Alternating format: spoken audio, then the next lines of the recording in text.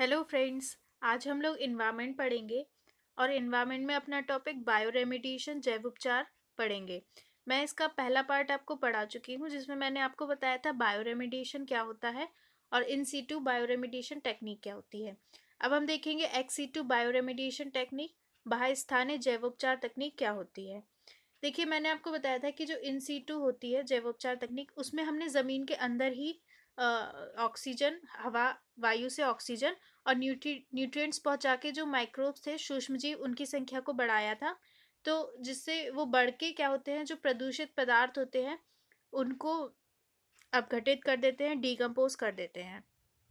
अब बाह्य स्थानीय में क्या होता है कि मृदा के ऊपर ही हम उसका उपचार करते हैं, मृदा की ऊपरी सतह के ऊपर। तो यह तकनीक मुख्य रूप से तब इस्तेमाल की जाती है जब प्रदूषित क्षेत्र अति संकटग्रस्त स्थिति में हो, यानी जब जो प्रदूषित क्षेत्र है वो बहुत ज़्यादा ही पॉल्यूटेड हो गया हो, तो उस समय हम XC2 टेक्निक यूज़ करते हैं। तो हम देखते हैं कौन कौन सी टेक्निक्स इसमें आती हैं। तो इसमें एक आती है कंपोस्टिंग। कंपोस्टिंग में हम क्या करते हैं, जैसे कि क्या होता है ना, जो मृदा और जल होता है वो एग्रीकल्चर का जो अवशेष आता है और जो इंडस्ट्री का बचा अवशेष आता है, उसके कारण जल और मृदा बहुत ज़्यादा प्रदूषित हो जाते हैं, इतने प्रदूषित हो जाते हैं कि हमारे यूज़ के लायक भी नहीं रहते। तो उसको साफ करने के लिए हम एक टेक्निक यूज़ करते हैं, कंपोस्टिंग। कंपोस्टिंग में क्या होता है, हम एक कंपोस्ट बनाते हैं विशेष तरीके का, जिसमें हम सूक्ष्मजीव, माइक्रोब्स, कवक, फंगी या अन्य जीवों का समृद्ध स्रोत होता है वो कंपोस्ट। ठीक है, उसमें न्यूट्रिएंट्स होते हैं, माइक्रोब्स होते हैं उस कंपोस्ट में। उस कंपोस्ट को हम जो प्रदूषित जल या मृदा होती है उसके साथ हम मिला देते हैं। तो कंपोस्ट के सूक्ष्मजीवों द्वारा खतरनाक पदार्थों को अपघटित कर नमी और हानि रहित उत्पादों जैसे कार्बन डाइऑक्साइड, जल और लवण में परिवर्तित कर दिया जाता है। तो जो उसमें माइक्रोब्स होते हैं वो खतरनाक पदार्थों को डिकम्पोज कर देते हैं, सरल मतलब जटिल पदार्थों को सरल पदार्थों में तोड़ दे देते हैं। तो इससे हम कई प्रकार के प्रदूषक जैसे भारी धातु, कीटनाशक और पेट्रोलियम उत्पाद का प्रभावी अपघटन कर सकते हैं। तो इस तरीके के क्वेश्चन कई बार पेपर में आए हुए हैं कि बायो रेमेडिएशन कौन सा पॉल्यूशन दूर करने के लिए होता है। तो आप देख सकते हैं भारी धातु, कीटनाशक और पेट्रोलियम उत्पाद का भी हम अपघटन इस तरीके से कर सकते हैं। लैंड फार्मिंग में फ्रेंड्स, जो प्रदूषित मृदा होती है ना, उसमें हम अप्रदूषित मृदा को मिलाते हैं।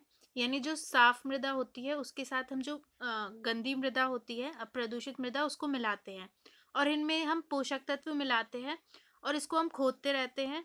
फार्मिंग भाई, जो हम खेती किसानी करते हैं वैसे ही उसको हम खोदते रहते हैं मृदा को, ताकि उसमें वायु का संचरण हो सके और जो प्रदूषक है वो अपघटित, रूपांतरित और स्थिर हो जाएं।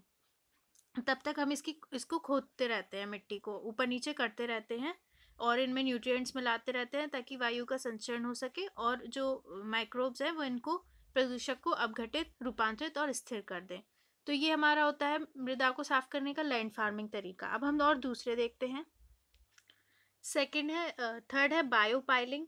बायोपाइलिंग में क्या होता है, ये लैंड फार्मिंग और कंपोस्टिंग का मिश्रित स्वरूप है।